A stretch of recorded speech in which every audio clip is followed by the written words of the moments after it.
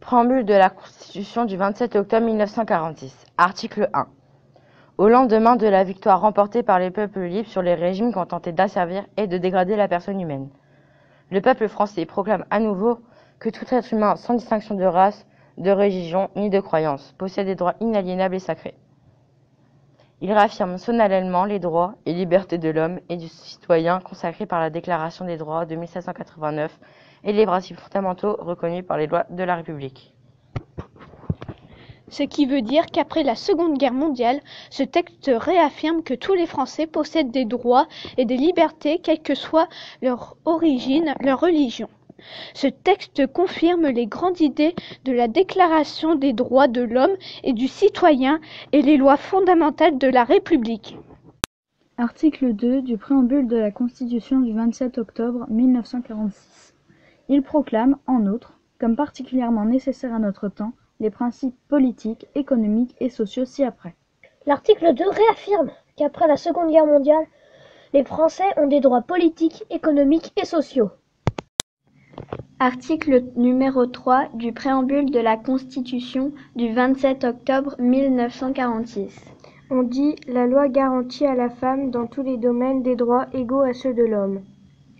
Ou plus simplement, la loi permet aux femmes les mêmes droits que les hommes dans toutes les activités, exemple, loisirs, travail et famille. Préambule de la Constitution du 27 octobre 1946. Article 4. Tout homme persécuté en raison de son action en faveur de la liberté a droit d'asile sur les territoires de la République.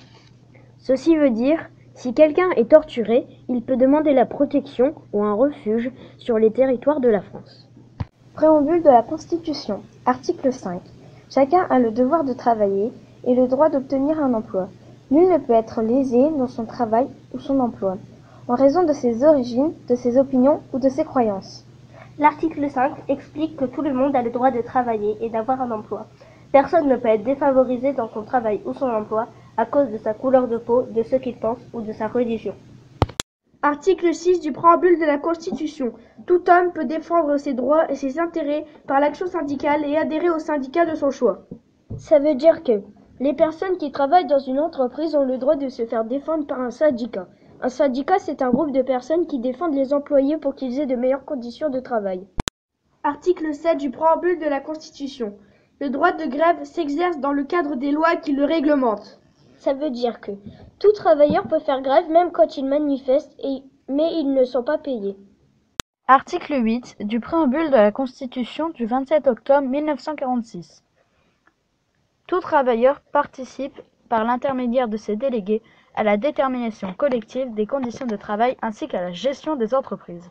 Cela veut dire que toute personne qui travaille peut donner son avis grâce à ses représentants. L'article 9 du préambule de la Constitution de 1946 explique que tout bien, toute entreprise dont l'exploitation a ou acquiert les caractères d'un service public national ou d'un monopole de fait doit devenir la propriété de la collectivité. Cela veut dire que toute entreprise qui fait ou qui propose un service utile comme le rail devrait devenir une propriété nationale. Préambule de la Constitution. Article 10.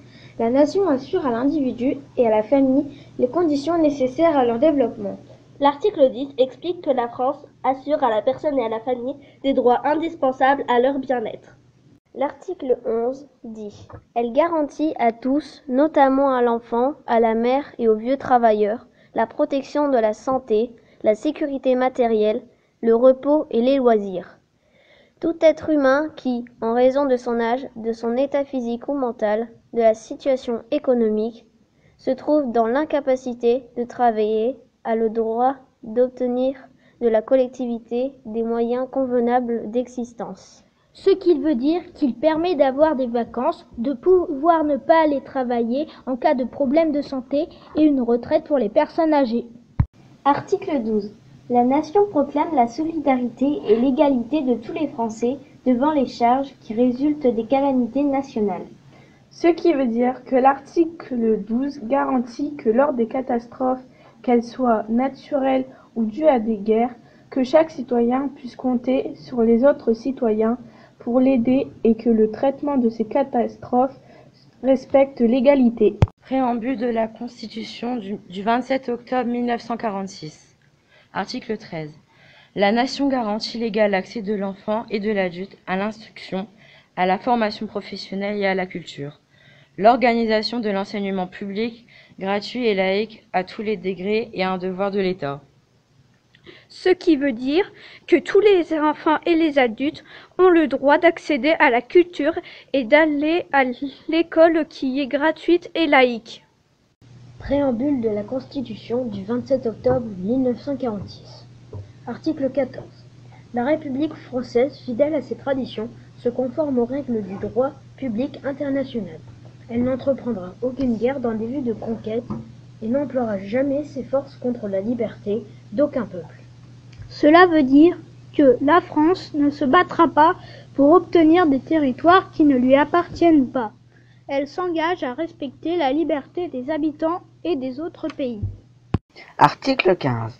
Sous réserve de réciprocité, la France compte aux limitations de souveraineté nécessaires à l'organisation et à la défense de la paix.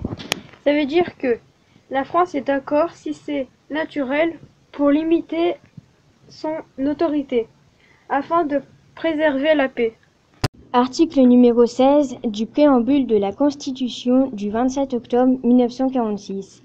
La France forme avec les peuples d'outre-mer une union fondée sur l'égalité des droits et des devoirs sans distinction de race ni de religion. Dit plus simplement, la France forme une association avec les anciennes colonies de la France sans faire de différence de race ni de religion. L'article 17 du préambule de la Constitution française. L'Union française est composée de peuples et de nations qui mettent en commun ou coordonnent leurs ressources et leurs efforts pour développer leurs civilisations respectives, accroître leur bien-être et assurer leur sécurité. Cela veut dire que la France et ses colonies partagent leurs matières premières et leurs efforts pour développer ensemble et améliorer ensemble leur défense. L'article 18 dit: fidèle à sa mission traditionnelle, la France entend conduire les peuples dont elle a pris la charge à la liberté de s'administrer eux-mêmes et de gérer démocratiquement leurs propres affaires. Écartant tout système de colonisation fondé sur l'arbitraire, elle garantit à tous l'égal accès aux fonctions publiques et l'exercice individuel ou collectif des droits et libertés proclamés ou confirmés ci-dessus. Plus simplement, ça veut dire la France laisse les peuples de ses colonies se diriger eux-mêmes. Elle promet aux peuples de ces territoires le droit d'être dans la fonction publique. Exemple, professeurs, policiers. Et les mêmes libertés citées avant dans le préambule.